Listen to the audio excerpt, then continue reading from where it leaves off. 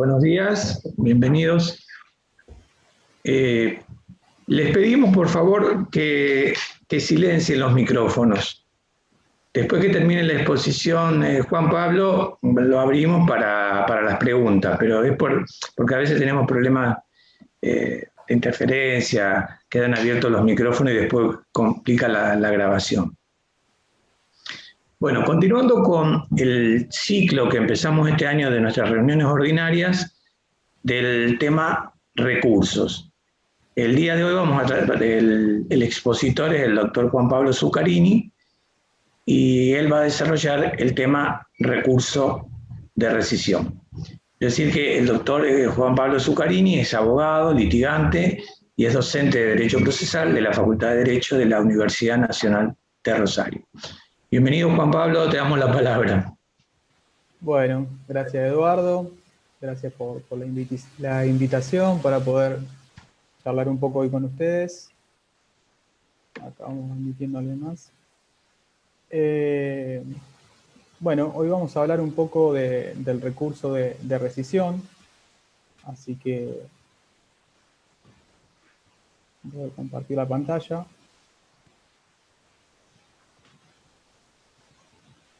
Un segundo, a ver ahí. Compartir. Ahí está.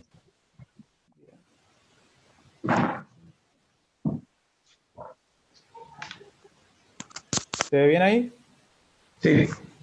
Bien, perfecto. Bueno, como les decía, vamos a hablar un poco del recurso de rescisión. Una institución de larga tradición en nuestro derecho procesal, que tiene sus orígenes en el derecho español.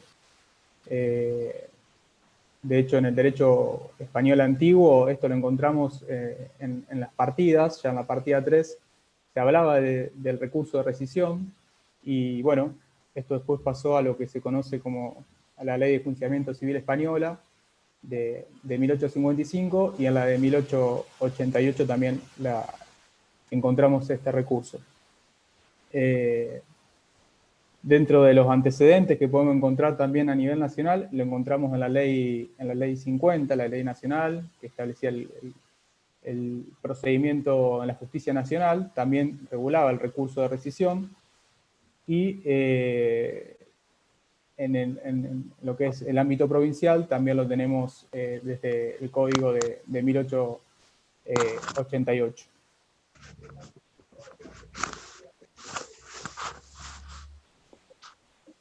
Vamos a arrancar por la denominación. ¿Por qué se llama recurso de rescisión o por qué se le dio esta denominación? Básicamente, digamos, toma la denominación de la voz rescindir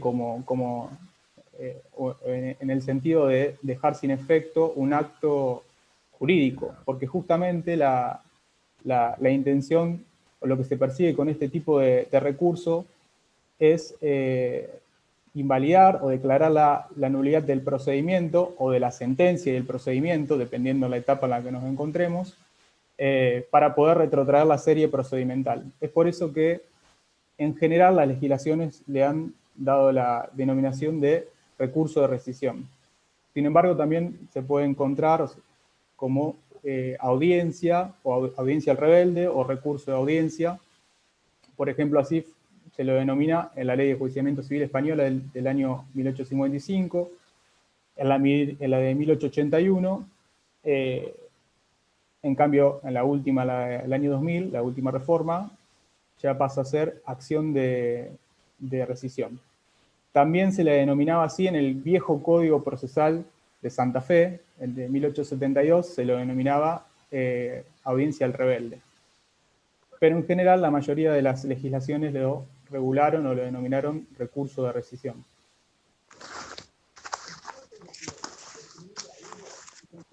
Ahora bien, respecto a la naturaleza de este instituto, es decir, ¿estamos frente a un recurso propiamente dicho? Yo tengo para mí que no, por varias razones que empiezo a enumerar. En primer lugar, porque procede en algunos casos justamente contra sentencias ejecutoriadas, es decir, cuando ya operó la cosa juzgada material, sentencias contra las que ya no proceden recursos ordinarios ni extraordinarios, ni tampoco son revisables por medio de un juicio de conocimiento posterior. Por otro lado, porque la mera interposición de este recurso de rescisión genera la apertura de un juicio de conocimiento amplio, el juicio sumario, en donde se pueden introducir y discutir con total amplitud hechos, producir prueba, alegar y eventualmente se va a llegar al dictado de una sentencia, de una resolución contra la que también proceden recursos ordinarios, como el recurso de apelación o el recurso de nulidad.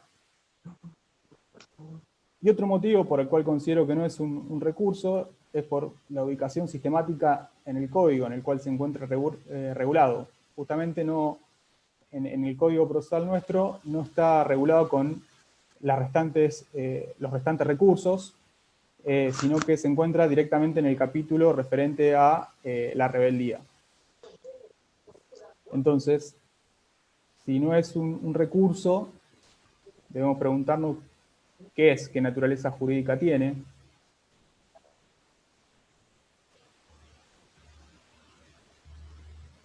Yo considero que la naturaleza jurídica de esta institución es verdaderamente la de una demanda de nulidad. Lo que se pide justamente es invalidar el procedimiento o la sentencia del procedimiento para poder reeditar el juicio, el proceso, pero esta vez con la participación del interesado, de aquel que estaba rebelde por algún motivo ajeno a su voluntad. En definitiva, la finalidad de este tipo de institución es garantizar el derecho de defensa en juicio. Justamente como es necesaria garantizar la participación de la parte para que pueda ejercer todas sus defensas, pueda alegar, pueda producir prueba, pueda controlar la prueba. Es fundamental que ante la incomparecencia, y si esa incomparecencia se debe justamente a motivos ajenos a su voluntad, se le dé la posibilidad de poder nulificar esa sentencia eventual o ese procedimiento. Y tanto es así que tiene la calidad o tiene la naturaleza de demanda que al momento de su interposición se debe cumplir con todos los requisitos establecidos en el artículo 130. Es decir, cuando uno interpone el recurso de rescisión, básicamente lo que está haciendo es interponer una demanda. Por ende, debo respetar todos los presupuestos establecidos en el artículo 130 del Código Procesal, que, bueno, justamente rige los requisitos de la demanda. Ahora, no es cualquier tipo de demanda, sino que es una demanda de carácter incidental. Y esto lo que implica es que justamente el juez que entiende en el principal va a ser el que, en definitiva, entienda en esta demanda de rescisión o demanda de nulidad de rescisión. Ya vamos a ver qué trámite se le aplica y vamos a ver los efectos que genera su interposición. Bien.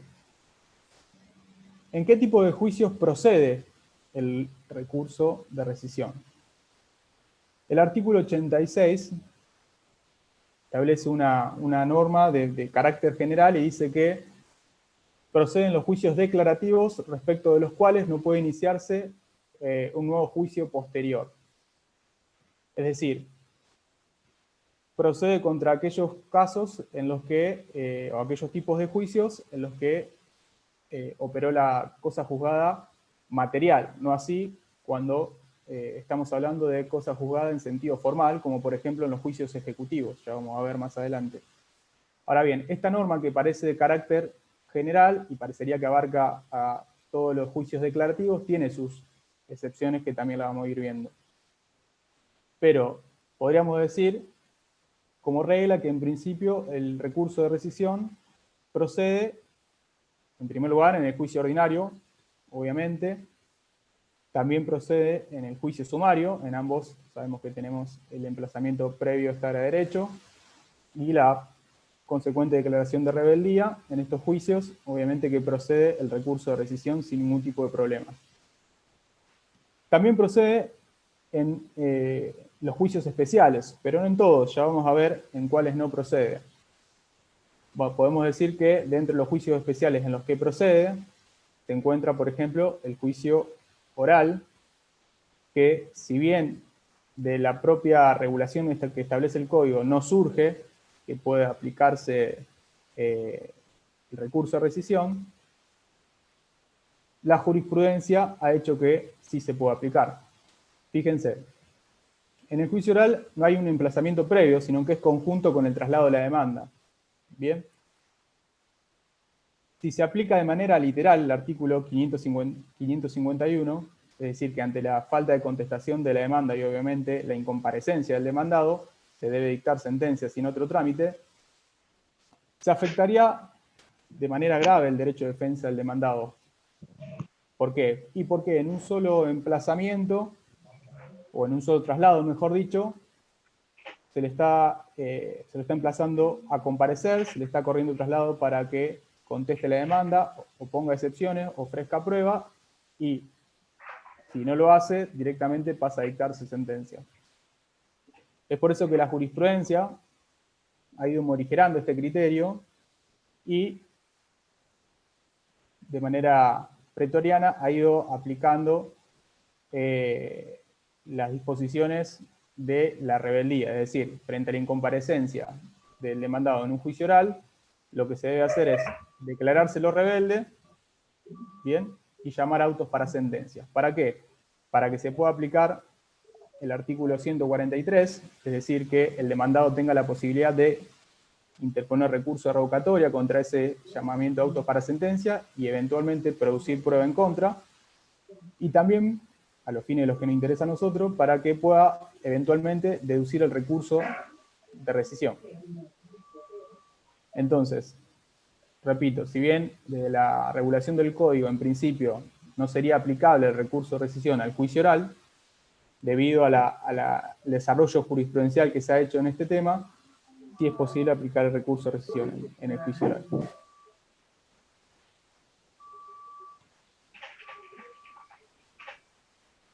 Ahora bien, ¿en qué juicios no procede el recurso de rescisión? En primer lugar, en el juicio sumarísimo. En este tipo de juicios, justamente el artículo 415 establece de manera clara que no procede la declaración de rebeldía, ni tampoco procede la representación del rebelde y el recurso de rescisión. De manera tajante y clara lo dice. Tampoco procede en el juicio de rendición de cuentas. Si ustedes recuerdan, el juicio de rendición de cuentas está dividido en diferentes etapas. En la primera etapa, en donde justamente lo que hay que determinar es si existe la obligación de rendir cuentas, esa primera etapa tramita por el juicio sumarísimo. Entonces, no procede justamente en esa primera etapa el recurso de rescisión.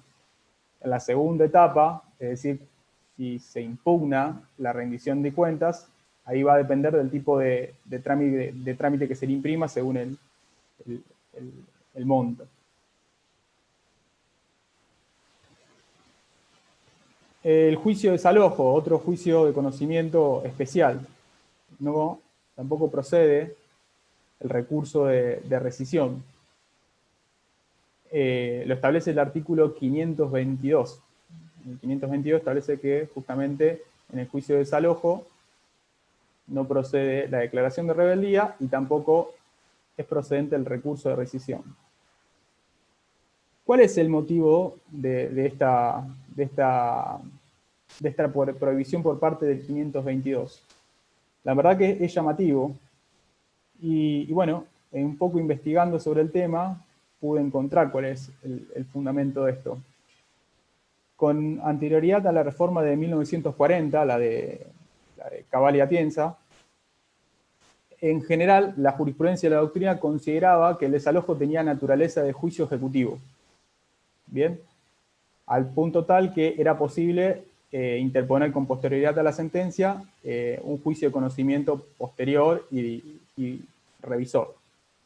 Es por ello que en esa reforma, la del 40, se estableció una norma de este tipo, en donde justamente para evitar o terminar con esa discusión de si el juicio ejecutivo tenía naturaleza, perdón, si el juicio de desalojo tenía naturaleza ejecutiva o no, directamente, para no entrar en esa discusión, establecieron esta norma que prohíbe en el juicio de desalojo la declaración de rebeldía y el recurso de rescisión. Tampoco procede el recurso de rescisión en los procedimientos en el procedimiento ante el juez, los jueces comunitarios de pequeñas causas.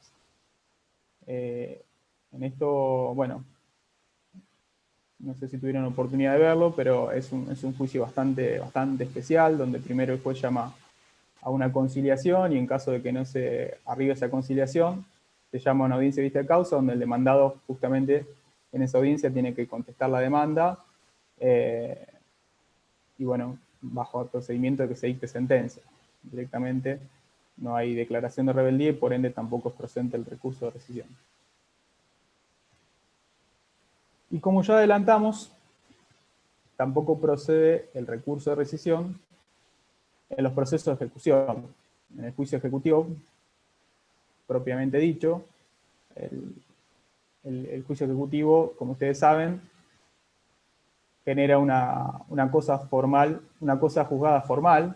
¿Por qué? Porque obviamente después es pasible de revisión por medio de un juicio de conocimiento.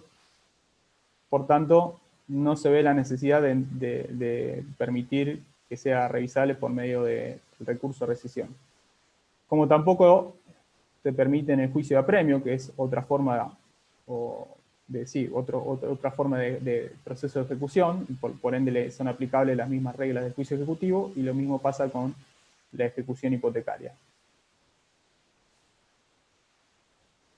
Y por último, tampoco es procedente el recurso de rescisión en los procesos universales. En este caso, en la sucesión, como ustedes saben, la sentencia no causa estado y se dicta sin perjuicio de terceros, con lo cual en cualquier momento puede ser revisada esa declaración de herederos. Por tanto, tampoco se ve la necesidad de que sea revisada por medio del recurso de rescisión. Y lo mismo pasa con los concursos y las quiebras, que si bien tienen una legislación específica, se habla, Future, por ejemplo, dice que en definitiva son procesos de ejecución colectiva, por ende tampoco sería pasible el recurso de rescisión.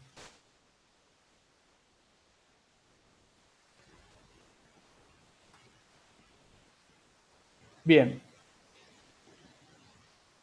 ¿Cuáles son los requisitos de procedencia del recurso de rescisión según nuestro código? Esto está regulado en el artículo 84 y establece dos tipos de requisitos. En primer lugar, los motivos de la incomparecencia. Ya vamos a ver cuáles son. Y en segundo lugar, establece un requisito de tiempo, un plazo, para poder interponer válidamente este tipo de recurso. Vamos a arrancar primero por los motivos de la incomparecencia. El inciso 1 dice que para que proceda el recurso de rescisión se requiere, en primer lugar, una posibilidad es que medie nulidad en el emplazamiento, o que el rebelde no haya podido comparecer por fuerza mayor, o por no haber tenido conocimiento del pleito. Es decir, en el artículo 84, inciso 1, se establecen tres causales o tres motivos por los cuales se puede hacer lugar al recurso de rescisión. Vamos a analizar ahora, o vamos a hablar un poco de cada uno de ellos. El primero es la nulidad en el emplazamiento. Claro está que la citación o la correcta citación del demandado para que comparezca al proceso es un acto fundamental, es de carácter primordial a los fines de poder constituir válidamente un proceso. Bien, por lo tanto, cualquier tipo de vicio, o mejor dicho, cualquier vicio grave que pueda adolecer la notificación del emplazamiento, genera obviamente su nulidad, ¿bien? Y por tanto da lugar a el recurso de rescisión. ¿Qué casos o en qué casos se podría dar la nulidad en el emplazamiento? Bueno, la casuística es amplísima. Si uno entra a ver la jurisprudencia, puede encontrar de todo tipo, pero en general, algunos de los supuestos que se dan de nulidad en el emplazamiento son, por ejemplo, no haber dado cumplimiento a los requisitos previstos en el artículo 63 del Código. Por ejemplo, que no se haya transcrito el decreto de citación y emplazamiento estar a derecho, o que no se encuentre en la cédula el domicilio del demandado, o por ejemplo, en el caso que sea el domicilio sea en un edificio, que únicamente se consigne la dirección sin consignarse el piso y el departamento, por ejemplo, lo cual impide que al momento de fijarse esa notificación, después el interesado pueda llegar a encontrar esa notificación. Son algunos de los casos que uno puede ir leyendo la jurisprudencia. Otra causal de nulidad en el emplazamiento se puede dar por realizar la notificación en un domicilio falso. Es decir, se notifica por cédula, el actor notifica por cédula a un domicilio sabiendo que no es el domicilio real del demandado, sabiendo que el demandado no vive allí. En ese caso también se puede dar lugar a la nulidad en el emplazamiento. Otro supuesto también que está previsto en el artículo 69 del Código es cuando la notificación se realiza por edictos, siendo que el actor conocía realmente el domicilio del demandado. En ese caso también, obviamente, quedaría lugar a la nulidad en el emplazamiento. Obviamente que todos estos supuestos deben ser probados, es decir, incumbe a quien interpone el recurso de rescisión tener que probar justamente que se dan algunos de estos supuestos para que proceda el recurso de rescisión.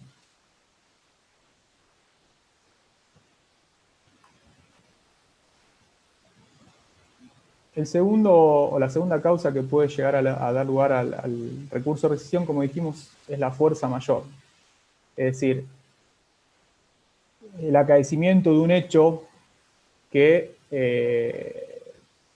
impida justamente al demandado poder comparecer hasta el juicio.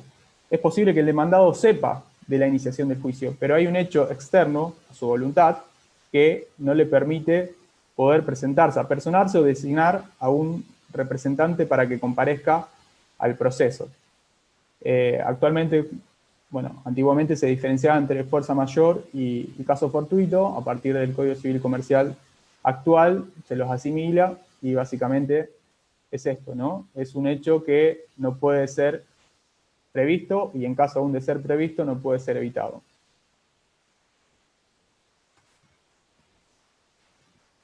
Bueno, acá un poco de jurisprudencia respecto a esto. En el caso que se constituye un verdadero impedimento que coloca al rebelde en un estado de indefensión. Es decir, no cualquier hecho implica un caso de fuerza mayor. Y obviamente que tiene que ser demostrado la dificultad o la imposibilidad de poder comparecer en el juicio. Pensemos, por ejemplo, en la situación actual. Situación de pandemia, nadie se podía imaginar que esto podía ocurrir, digamos, una situación totalmente extraordinaria, donde realmente quizás hay personas que puedan estar realmente imposibilitadas de comparecer a un juicio que es llevado en su contra. Por ejemplo, porque se encuentra internado, ¿bien? O porque se encuentra fuera del país, con todas las restricciones que actualmente existen para volver al país, ¿bien?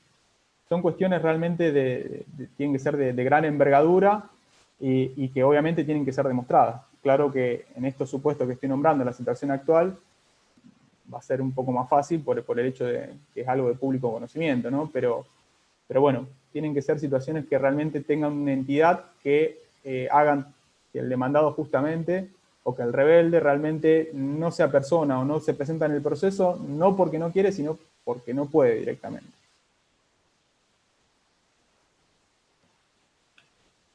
Y el tercer supuesto que establece el código es que no haya comparecido al proceso porque no tuvo conocimiento directamente del juicio.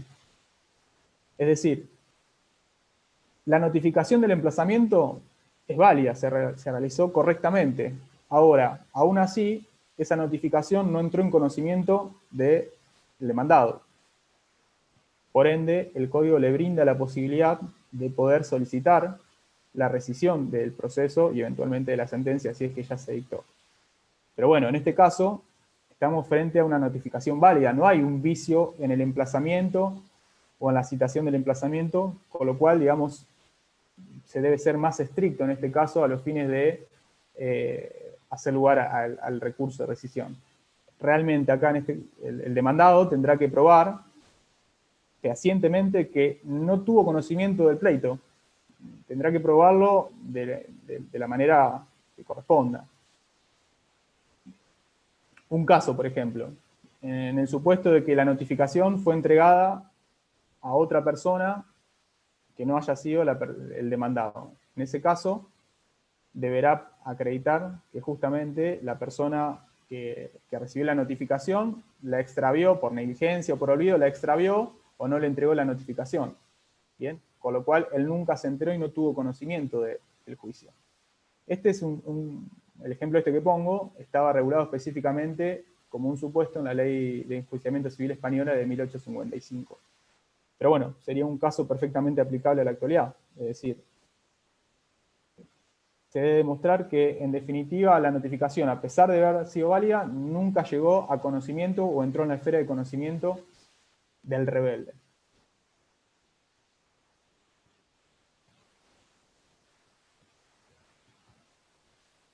Acá les traigo alguna casuística, alguna jurisprudencia que encontré que me parece un poco excesiva y la cual no comparto. Fíjense lo que dice. Es decir, además de acreditar las tres causales que vimos, exigen un extra, un plus, que entiendo yo no se encuentra en la ley. En el recurso de rescisión no solo se deben probarse las causas, perdón, pero justo me está tapando ahí. Vamos de vuelta. En el recurso de rescisión no solo deben probarse las causas graves o extraordinarias que hayan impedido el ejercicio en juicio de los derechos, sino que también se debe demostrar el derecho que se vio privado de alegar ante el tribunal. Bien. Perdón, pero está. Acreditando que de no haber existido las trabas o vicio, hubiera rechazado victoriosamente la pretensión de su contradictor o tenía suficiente pretensión para ello. Bien. Fíjense que acá lo que la jurisprudencia le está exigiendo son que no solamente acredite, por ejemplo, que existió un vicio en el emplazamiento o que existió un caso de fuerza mayor o que no tuvo realmente conocimiento del pleito, sino que además debe decir cuáles son las defensas que eventualmente hubiera opuesto en caso de haberse enterado del juicio y determinar si realmente tenía posibilidades de éxito con esas defensas.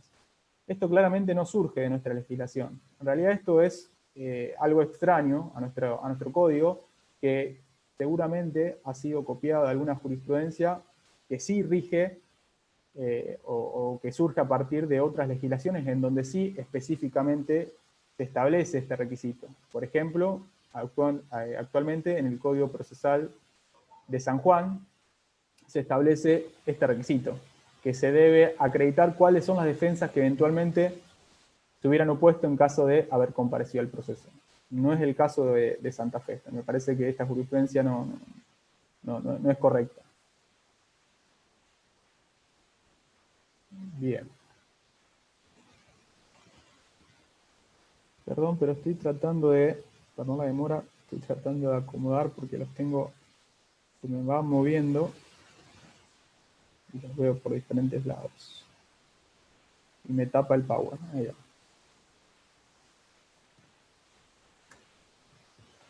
Bien. El segundo requisito de procedencia del recurso de rescisión es el plazo para la interposición del recurso.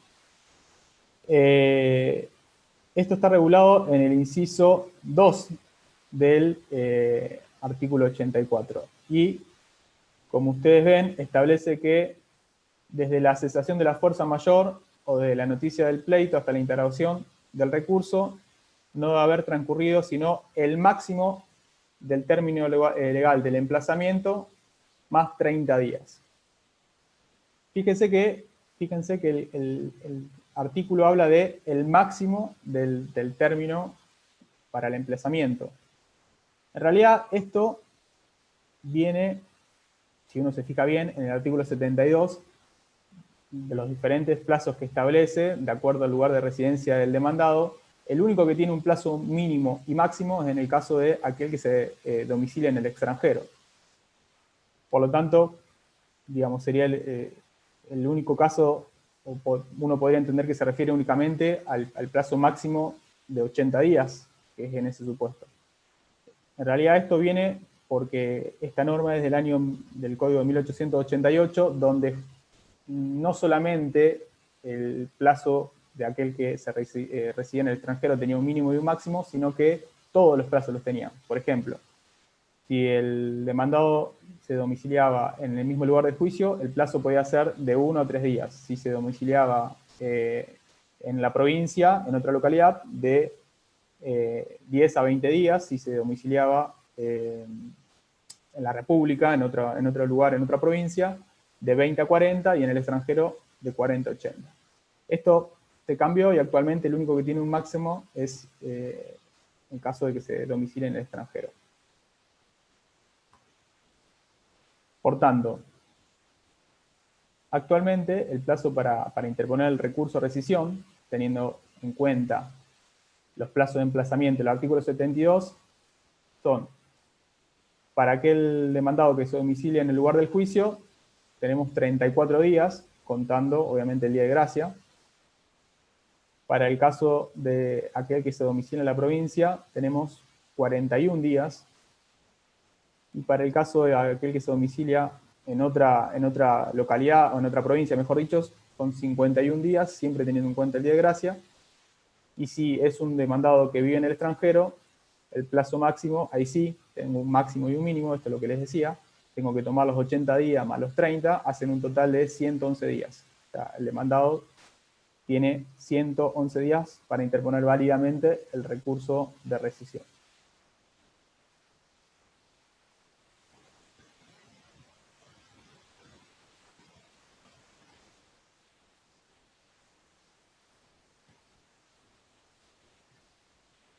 Bien. Este plazo que vimos anteriormente, además, juega dentro de otro plazo que establece el artículo 83 del Código. El artículo 83 del Código dice que el recurso de rescisión puede interponerse o puede entablarse en cualquier estado del juicio o del proceso y hasta 6 meses después de dictada o hasta 6 meses después de la sentencia, dice en realidad. Bien, entonces, estos plazos que vimos anteriormente, en caso de que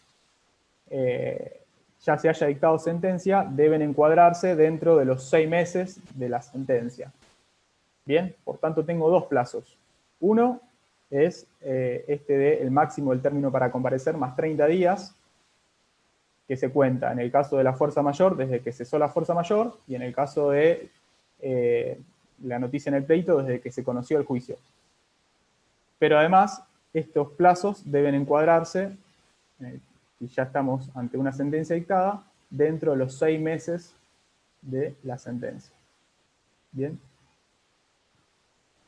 Este plazo de 6 meses es compatible con lo que establece el artículo 82.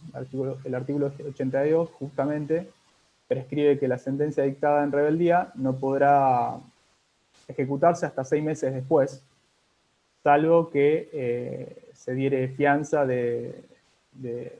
o fianza suficiente de devolver lo que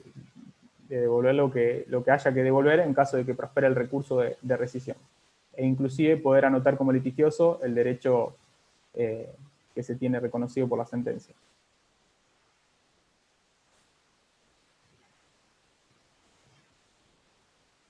Fíjense, perdón, vuelvo. Fíjense que el artículo 83 dice hasta 6 meses después de la sentencia. Con lo cual no queda muy claro desde cuándo comienza a correr ese plazo de 6 meses. De ahí podemos tener diferentes variantes o diferentes interpretaciones. Es decir, el plazo de 6 meses, ¿desde cuándo corre? Desde el dictado de la sentencia, sería una posibilidad. Desde la efectiva notificación de la sentencia, podría ser otra respuesta. O desde que el interesado tomó conocimiento efectivo de la sentencia, sería otra respuesta. Parecería que esta última posibilidad sería la adecuada, sobre todo teniendo en cuenta la entidad o lo que está en juego, que en definitiva es el derecho de defensa en juicio. En general así lo entendió la jurisprudencia, sobre todo para el supuesto de nulidad en el emplazamiento. Si lo que está en juego, si la causal es nulidad en el emplazamiento, lo lógico sería que el plazo de 6 meses corra desde que el demandado, justamente, o el rebelde, tomó conocimiento efectivo de la sentencia. ¿Por qué? Y porque si no sería muy fácil evadir o eludir ese plazo de 6 meses. Si yo la sentencia, una vez que tengo sentencia contra el rebelde, la notifico a un domicilio falso, a un domicilio que sé que no es donde efectivamente vive el demandado, bueno, notifico, espero que pasen los 6 meses y ya el demandado no va a poder interponer válidamente el recurso de rescisión. Entonces, para evitar esta trampa, es que la jurisprudencia dice que lo correcto sería que el plazo de 6 meses se cuente desde que el interesado tomó conocimiento de la sentencia. Y en este caso, este plazo computa obviamente, o se computa en días hábiles e inhábiles, es decir, un plazo corrido, días corridos. Bien.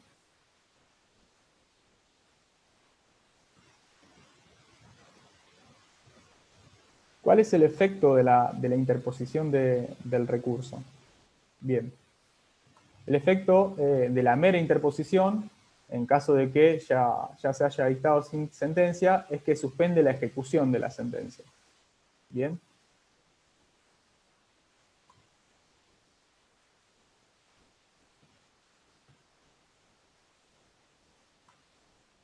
Respecto al juez competente, como ya adelantamos, al ser una demanda de carácter incidental, el juez competente va a ser el mismo que el juez del principal. Bien, va a ser el mismo el que entiende, el juez del principal, el que entiende y resuelve en definitiva el recurso de rescisión.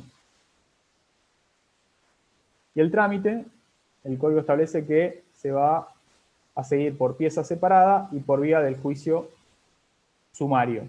Bien, como dijimos, un juicio de conocimiento amplio en el cual se van a poder introducir o alegar hechos con total amplitud, se va a poder probar con total amplitud, alegar, y en definitiva la resolución que se dicte puede ser impugnada por recursos ordinarios, como por ejemplo, lo vamos a ver ahora, más adelante el recurso de apelación y de nulidad. ¿Qué pasa si se rechaza el recurso de rescisión? Bueno, si se rechaza el recurso de rescisión, si es desestimado, y obviamente queda consentida esa resolución, se prosigue con la ejecución si es que ésta se encontraba suspendida, y en caso de que se haya afianzado para poder ejecutar, se va a devolver lo que se haya afianzado y eventualmente también se va a cambiar o desanotar lo que se haya inscrito como derecho litigioso. ¿Qué pasa en el caso de que se acoja el recurso de rescisión? Si el recurso de rescisión es estimado, y obviamente también queda firme la resolución, se anula o se rescinde el proceso. Si el recurso se interpuso estando vigente el proceso, lo que se va a rescindir, lo que se va a anular es el procedimiento hasta el emplazamiento a estar a derecho, a los fines de que a partir de ahí se pueda reeditar el proceso. Pero esta vez obviamente con la audiencia del que era rebelde. Y en el caso de que ya se había dictado sentencia, lo que se va a anular es tanto la sentencia como el procedimiento que le precedió, también a partir del acto de emplazamiento.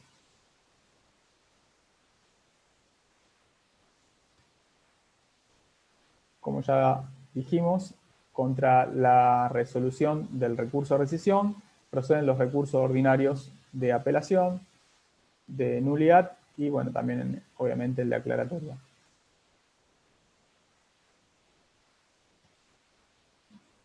Bueno, y para ir finalizando, me gustaría charlar un poquito de los proyectos de reforma que se estuvieron dando últimamente respecto a cómo trataron el tema de la rebeldía y el tema del recurso de rescisión.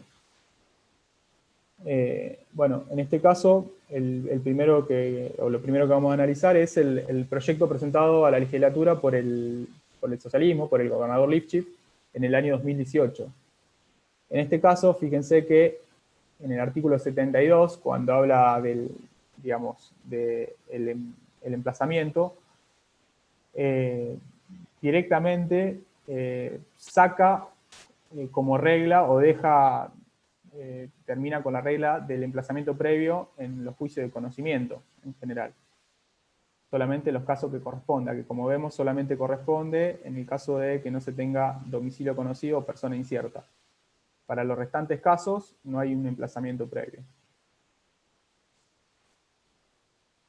Y fíjense que el artículo 76 establecía que el proceso en rebeldía se seguirá contra el demandado sin domicilio conocido que no haya comparecido.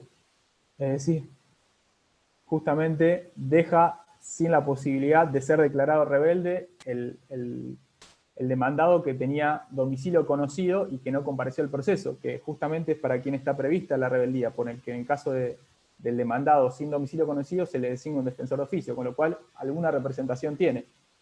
Pero en el caso del rebelde que no tiene, o mejor dicho, aquel que no compareció, pero que tenía domicilio conocido, queda sin la regulación de la rebeldía y, como veremos también, obviamente, de la posibilidad de entablar el recurso de rescisión. Estas son algunas de las críticas que le han hecho, y acá me tomé el atrevimiento de tomar de los dictámenes de Eduardo y de Gustavo, algunas de las críticas que le hicieron a este proyecto, porque obviamente ellos lo pueden explicar mejor. Justamente esto que les adelantaba. El proyecto de reforma elimina el emplazamiento previo como regla general de los juicios contenciosos, algo que es un estandarte, una bandera de nuestro código procesal. En este proyecto era eliminado, solamente se establecía el emplazamiento previo para los casos de demandado con domicilio desconocido o persona incierta. Por lo tanto, aquel demandado con domicilio conocido no se le podían aplicar las reglas de la rebeldía. En consecuencia, se lo priva, se lo veda la posibilidad de entablar el recurso de rescisión.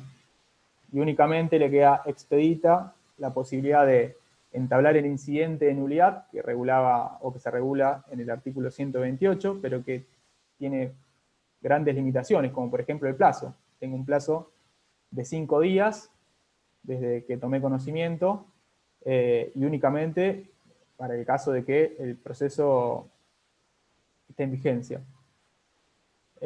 Y solamente para el caso en que medie nulidad en el emplazamiento, es decir, no tengo la posibilidad de interponerlo en caso de fuerza mayor o simplemente por no haber tenido conocimiento del pleito.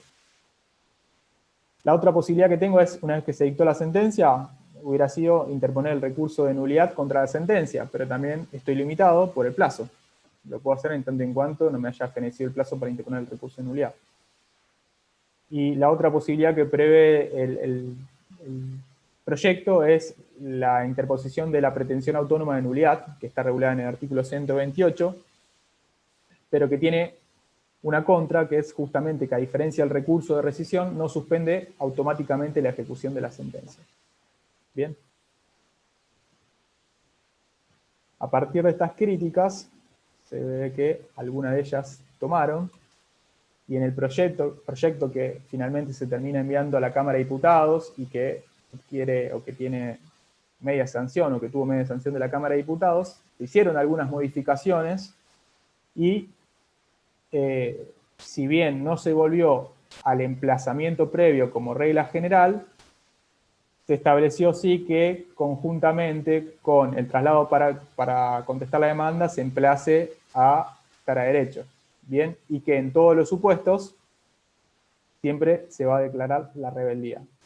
Es decir, si bien no se volvió a lo que teníamos, por lo menos se estableció que en todos los supuestos se iba a declarar la rebeldía, ya sea que sea un demandado con domicilio conocido o sin domicilio conocido. Así también se ve o surge el artículo 76. Dice que el juicio de rebeldía se sigue contra el demandado heredero que no compareció, es decir, incluye a los dos tipos de demandado, aquel que con domicilio conocido y aquel que no tiene domicilio conocido. Pero aún así se le pueden hacer algunas críticas a este proyecto, y es que justamente no se volvió a la regla general del emplazamiento previo, que a nuestro criterio trae grandes ventajas por sobre el emplazamiento conjuntamente con el traslado para contestar la demanda. Bien.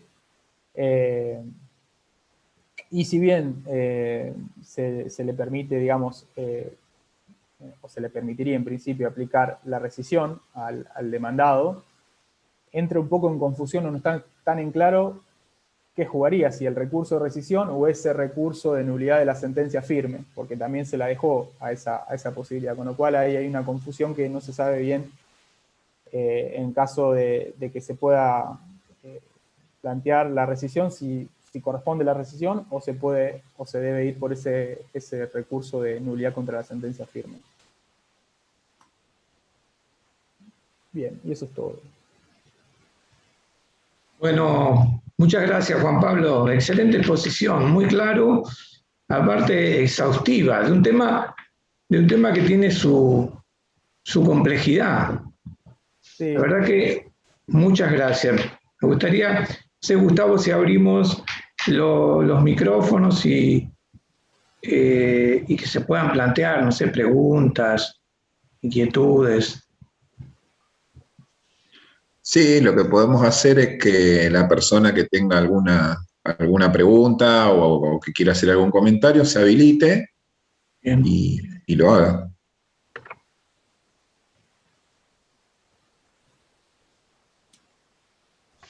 Tendríamos que...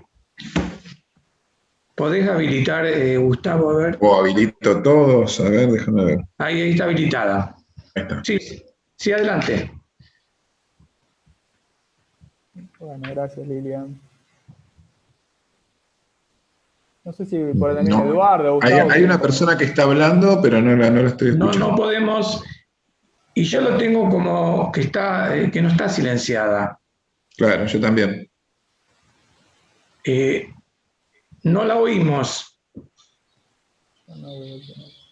Debe haber un problema del audio que esté bajo, a lo mejor el volumen. Hola, ahí está. ¿Qué pasa conmigo? Perdón, ¿estoy haciendo ruido? No. Es otra, no.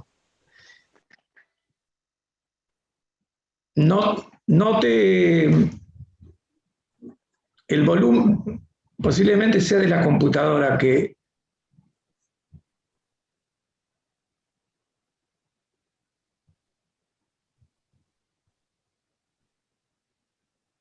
Habilitados están todos, para hablar. Si no, por ahí por el chat, si quiere hacer la pregunta, por ahí. Por el chat, sí, podría ser.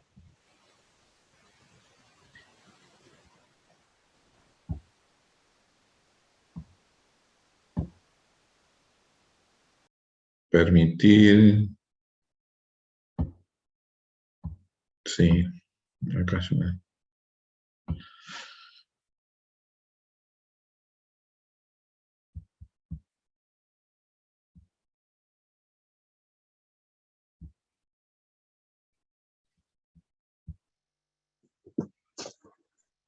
Disculpa. A ver, ahí está. Quería preguntarle si podía volver a explicar lo del artículo 86 que procede contra aquellos casos de carácter general en los juicios en los que procede. Eran 3. Me quedé en esa parte. Perdón, te escuché la mitad de la pregunta porque se cortó el audio. ¿Me repetís, por favor? En el artículo 86 dice procede contra aquellos casos de carácter general y hay 3 juicios en lo que procede, que es el juicio ordinario, juicio sumario y me quedé...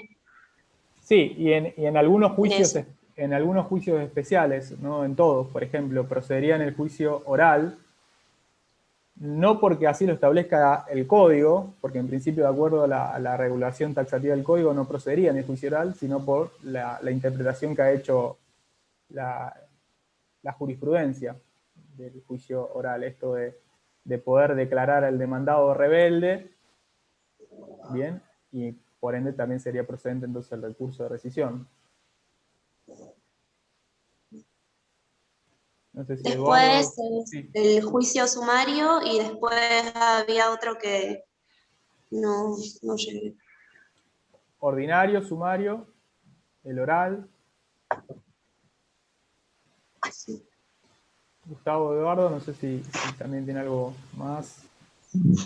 No, en realidad, a ver, lo único que por ahí queda un poquito descolgado es el juicio sumarísimo. Claro. Porque dice en cualquier otro juicio que haga cosa juzgada material. Y en principio el juicio sumarísimo también lo haría. ¿Qué pasa? Lo que pasa es que no tenés rebeldía. Como no te declaran rebelde en el juicio sumarísimo, por eso es que no tenés el recurso de rescisión. Y ahí únicamente tendrías eventualmente algún tipo de nulidad contra la sentencia, si llegás a tiempo. Queda solamente descolgado eso.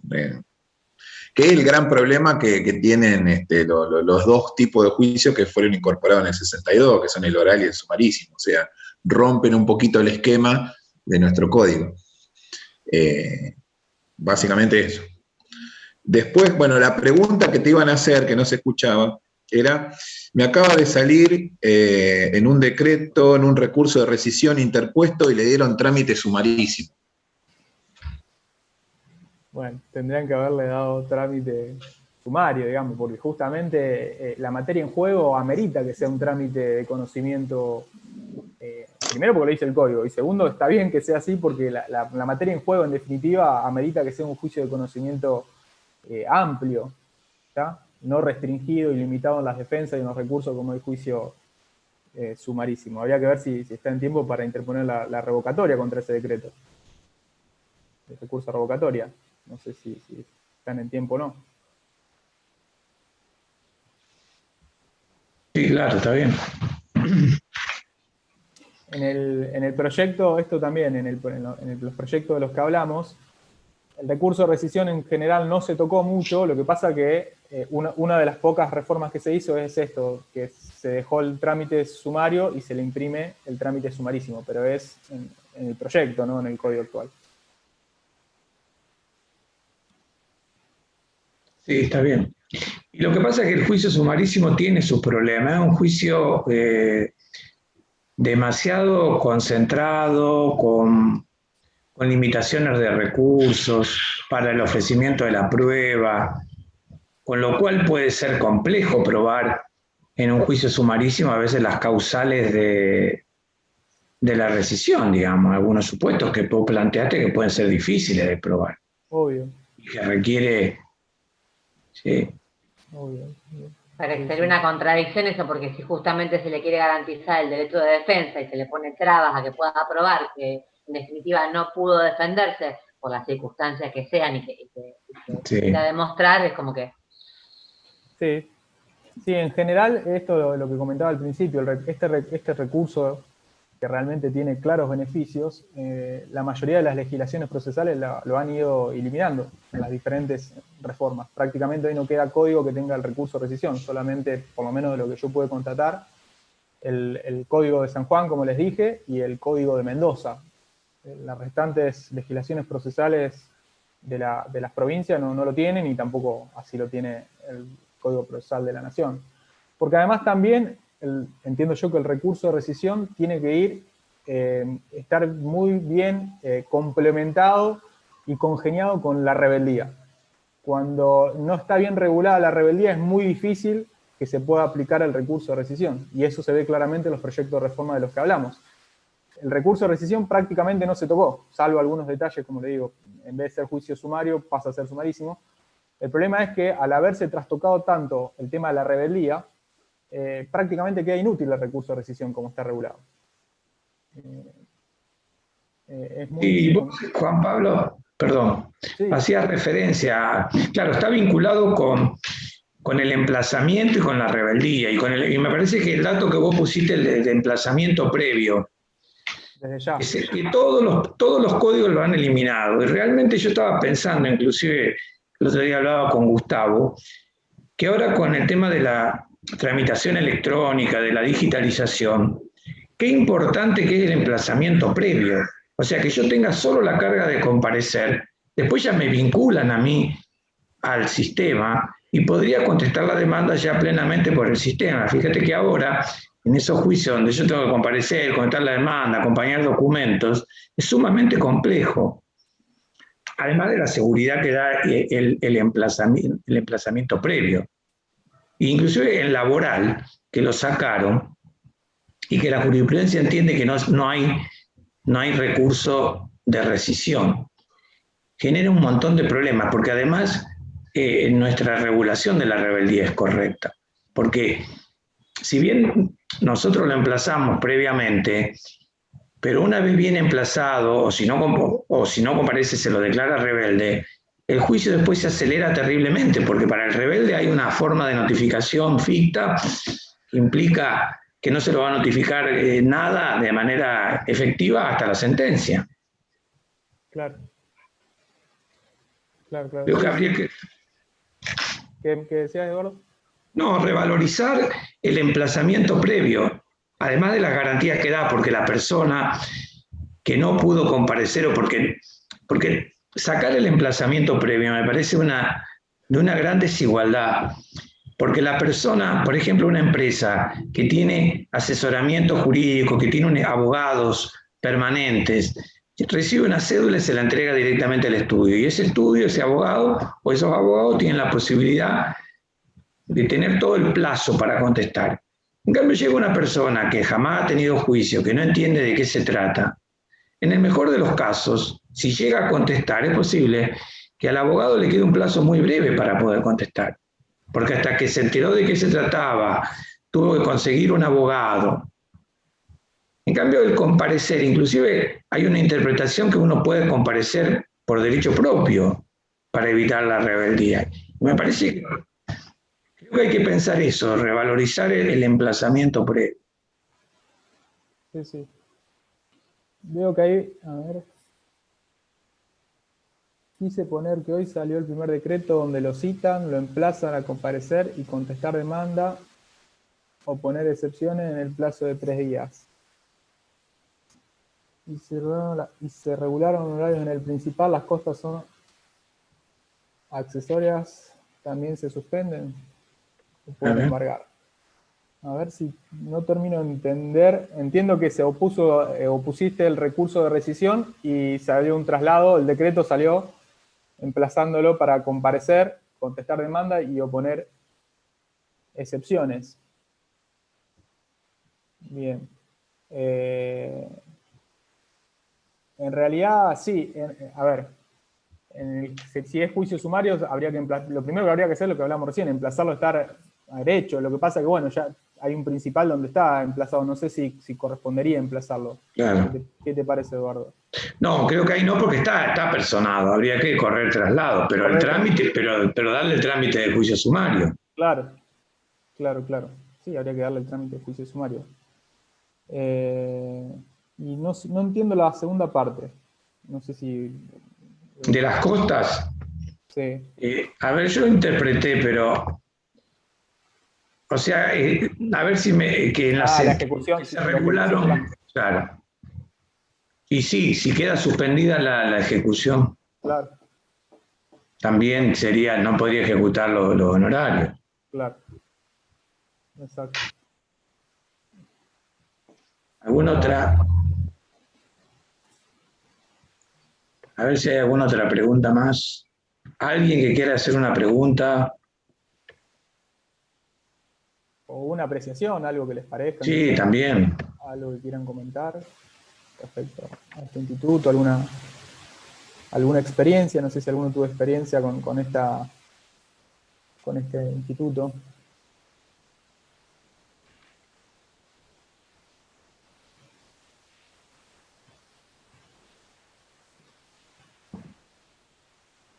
¿No? Bueno. Quedó todo muy claro, Juan Pablo. Sí, bueno, esperemos.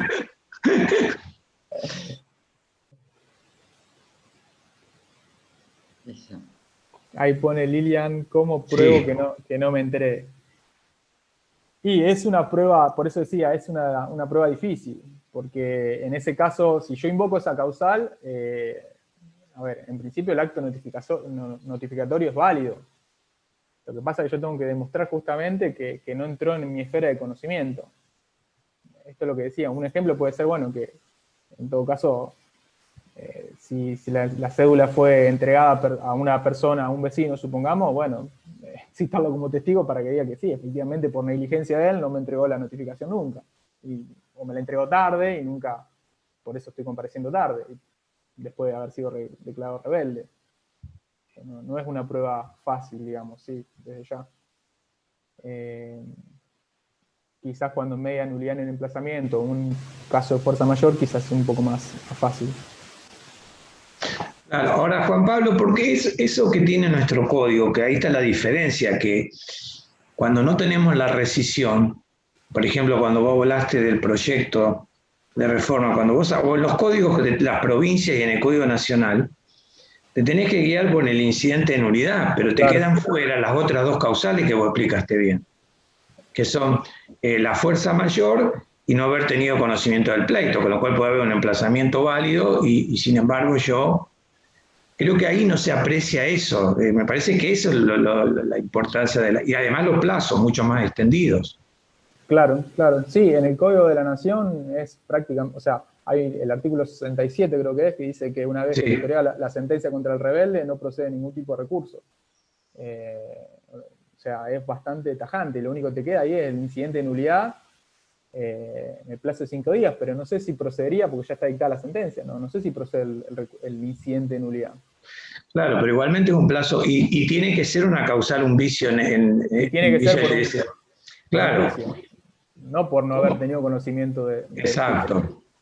Que eso es algo muy bueno, más allá de la difícil de la prueba, es algo muy bueno, que garantiza en definitiva el derecho de defensa en juicio, que es el fundamento de esta institución, en definitiva. Sí, y algo que vos dijiste también, porque acá habría que decirlo, porque muchas de las críticas que se le hacen al código vigente, que este es un código que es viejo, que es una crítica infundada, primero porque hay un montón de instituciones que tienen absolutamente vigencia y que lo que se hace no es mejor.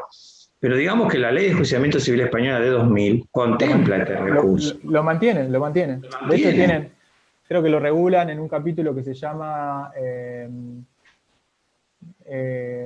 Sí, yo lo tenía acá la ley, a ver cómo lo llama, será que había buscado. Dentro de modificación de la cosa juzgada, algo así, regula el recurso de revisión y el recurso de rescisión.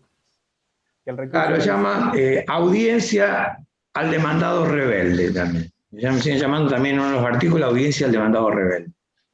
Es decir, que lo conserva la ley. Y es más, en la ley española no es para la nulidad del emplazamiento, sino por la fuerza mayor y no tener conocimiento del pleito. Exacto. O sea que expresamente quieren contemplar esos casos que quedarían fuera del incidente de nulidad. Claro. Interesante eso. Sí, porque lo tienen, el tema de la nulidad en emplazamiento lo tienen o lo contemplan dentro del incidente de nulidad común, digamos. Claro, exacto. Pero contemplan estos dos casos que si no quedarían fuera. Claro, que es lo que pasa en el Código de la Nación y en las provincias argentinas que no lo tienen. Así es. No sé si hay alguna pregunta más. ¿Alguien que quiera hacer o comentarios, observaciones, hacer lo que creyere pertinente?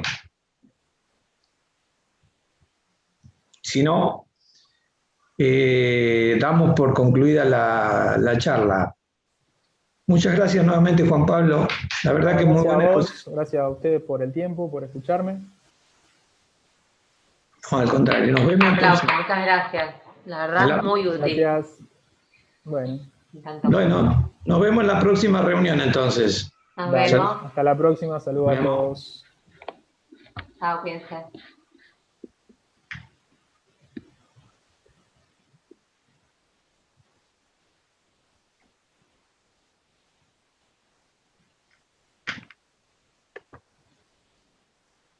Veamos.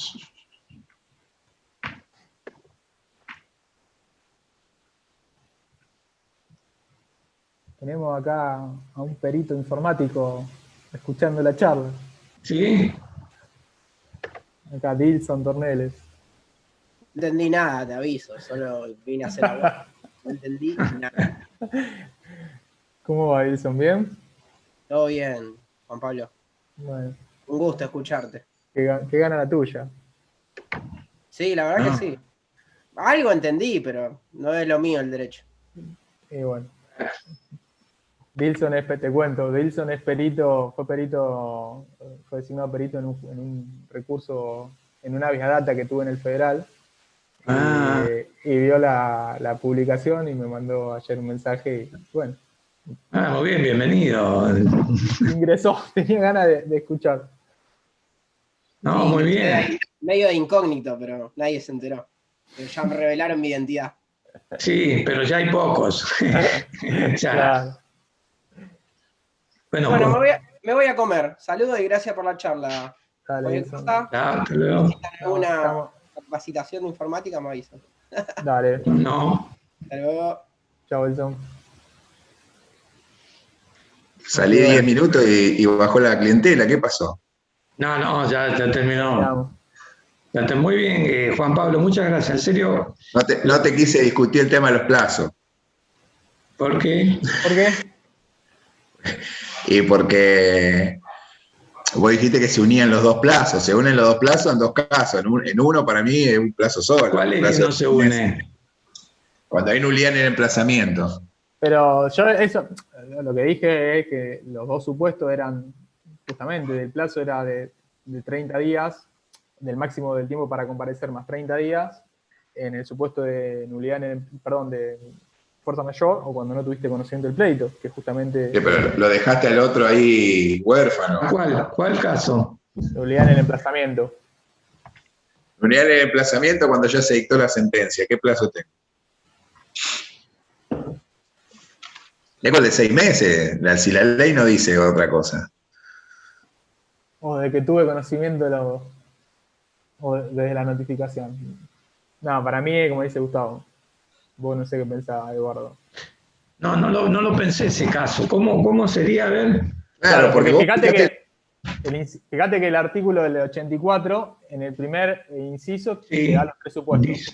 Exacto. Después te dice que no haya mediado más el máximo del tiempo para comparecer, más 30 días, desde la cesación de la fuerza mayor o de que tuvo conocimiento del pleito. O sea, Pero te deja fuera la nulidad en el emplazamiento. Porque no los reitera. Reitera 2, pero la nulidad en el emplazamiento lo deja fuera. Exacto. O sea, ese límite no juega para la nulidad en el emplazamiento. No, o la otra interpretación es que lo incluye dentro del supuesto desde que tuvo conocimiento. Porque en Sí, general, esa es la interpretación que le da Rivero Rúa. Para mí no. No, claro, la interpretación es esa, me parece que le dan. Que se dictó la sentencia y tomaste conocimiento, por ejemplo, ¿cómo sería? sí, que en realidad vos, o sea, generalmente la nulidad en el emplazamiento, ¿qué genera? Que vos no tengas conocimiento del pleito. Con lo No, cual, pero te enteraste en algún momento. claro, con lo cual se podría pensar que el plazo corre desde que tú tomaste conocimiento. Sí, no es claro ese tema. Yo para mí la diferencia, como yo le decía a Juan, la diferencia está en que cuando hay nulidad en el emplazamiento tenés un acto irregular. Que posiblemente sea irregular no por voluntad del actor, sino porque está confundido, o puede ser porque maliciosamente se esté equivocando a propósito, digamos. Está bien. Y en los otros dos casos los actos son regulares, pero hay un hecho extraño extraño a las partes que hace que ello no pueda comparecer. Pero el acto es regular. Sí. Entonces, para mí, por eso hacen la diferencia. O sea, en los dos te doy chance, pero cuando el acto es regular, la chance es menor, porque en definitiva el acto es regular. En la irregularidad yo creo que te dan un plazo mayor, porque el acto es irregular y por ahí juega la mala fe también de la otra parte, ¿viste? Es como para no convalidarla tan fácilmente. Me parece que viene por ahí la mano. O sea, da la casualidad que cuando el acto irregular sacamos justo de ese acto, lo sacamos del segundo párrafo. Igual, en realidad esto, ¿cómo fue el tema? Los dos supuestos vienen desde el artículo, desde el código de 1888. Pero en el 40 lo que hacen es, o sea, estaba el inciso 1 y el inciso 2. En el inciso 1 estaban las dos causales, en el inciso 2 estaba el plazo. Y hay un tercer párrafo que decía que también procederán los casos del artículo, creo que 99, que era cuando mediaba nulidad en el emplazamiento. Entonces, ¿qué hicieron en el 40? Ese último párrafo lo agregaron al inciso 1. ¿Está? En vez de decir que también en los supuestos del artículo 99, directamente lo pusieron en el inciso 1 y pusieron cuando medie nulidad en el emplazamiento. Lo unieron, sí, lo simplificaron, digamos. Lo agregaron. Con lo cual puede ser o que se hayan olvidado después de tenerlo en cuenta para el inciso 2, para el tema del plazo, o que lo incluyeron dentro del plazo de que tuvo conocimiento de la sentencia. Que en realidad yo me fijé en Cabal y Atiencia y ellos dicen que hay un comentario que dicen, explican esto y dicen que el inciso 2 juega en todos los casos. Ojo. ¿Sí? Sí. Que juega en todos los casos. Sí, dice, a ver, lo voy a buscar, pero lo tengo por ahí. Sí, dice así, que juega en todos los casos. Es complejo el tema. Sí. Tiene y no está bien, en general no está bien tratado. Porque vos dejaste claras varias cuestiones. Lo de juicio oral también es interesante. ¿Y cómo lo vinculaste con la rebeldía? Sí, vos sabés que en realidad estuve un poco incómodo porque no podía, me aparecían las caritas y me tapaba la mitad del power y no tenía forma de acomodarlo. De sacarlo. Pero ¿cómo no? Si arriba de las caritas, viste que se te forma una columna. Sí. O ahí tenés 4 opciones. Sí, bueno. Tenés la opción de muchas caras, tenés la opción de una columna, tenés la opción de tu cara sola o de nada. Bueno. Y únicamente la voz. Iba tocando y me iban pasando de acá para allá las caritas. Claro, mientras ponés, claro. Es como incómodo que, pero bueno. Está bien. Fíjate, acá dice lo siguiente, a ver. Porque eso lo estuve viendo. A ver. No, ¿sabés dónde está el problema del recurso de rescisión? En la limitación en el tiempo. Sí, obviamente que tarde o temprano la sentencia no se puede revisar. Mirá, fíjate, dice así. Dice, esto Cabal Atiencia, como además el último apartado del artículo 478 autorizaba el recurso también en cualquiera de los casos determinados por el artículo 99, y este disponía en cuáles procedía la nulidad del emplazamiento, pareció más conveniente, claro y técnico incluir esos casos entre los que forman la primera de las condiciones requeridas para que la rescisión proceda, pues la segunda, entre paréntesis, interponer dentro del término del inciso 2, debe llenarse siempre. Bueno. ¿Se entiende? O sea, lo que ellos dicen es, en vez de dejarlo como un supuesto aparte, lo incluimos en el inciso 1 directamente al nivel de emplazamiento, porque dice el inciso 2 juega siempre el tema del plazo. Parecería que acá te están preguntando. Está bien. Bueno, vamos a tener que terminar porque se está grabando y empieza otra. ¿Vos podés pasar el material, Juan Pablo? Porque están pidiendo si el Power y lo transformamos en PDF y lo subimos, sí. Dale. Quedamos así entonces, nos vemos. Muchas gracias nuevamente. No, gracias a vos, Gordo. Edu, tenés abierta la digo para la próxima, tenés abierta una ventana que te da justo en la cara. Y ahora, pero lo dejo porque ya no estamos en el aire. Sí, es terrible. No sé si estamos hablando con un espectro. Sí, exacto. Che, hablando, antes de cortar, que nos pasó Se está nosotros grabando esto, te digo. Sí. Sí, sí. Nos pasó a nosotros en un tema y recién un colega me contó algo similar. Tema de las fechas en el sistema, en el CISFE. Se cambian solas. O sea, a mí yo vi un caso, el de uno de los de Villa Constitución, donde había un decreto, todo el expediente del 2020, o sea, la demanda de 2020, y había un decreto que tenía fecha 2019. Yo digo, ¿cómo es esto? Un decreto que es anterior a la interposición de la demanda. Yo, se habrán equivocado en la fecha. Bueno, salí, volví a entrar y tenía la fecha de 2020. O sea, se cambió solo en 10 segundos. ¿Se me entiende lo que digo? Y a un colega me acaba de contar lo mismo, dice, pero no entiendo, dice, yo mandé una cédula con fecha 2 de febrero, una cosa por el estilo, y dice, y el perito presentó el dictamen el 8 de febrero. ¿Cómo hice yo para mandar la cédula antes de que esté el dictamen? Ahora, Gustavo, pues teníamos que haberlo preguntado al perito que estaba. Y vos sabés lo que yo le digo, andá a verlo en persona, porque es muy probable que la fecha real sea otra. Sí, puede ser. Bueno, gracias. Habría que seguirlo a ese. Y lo vamos a seguir. Hasta la próxima. Nos Un vemos, abrazo. gente. Chau, chau. Chao.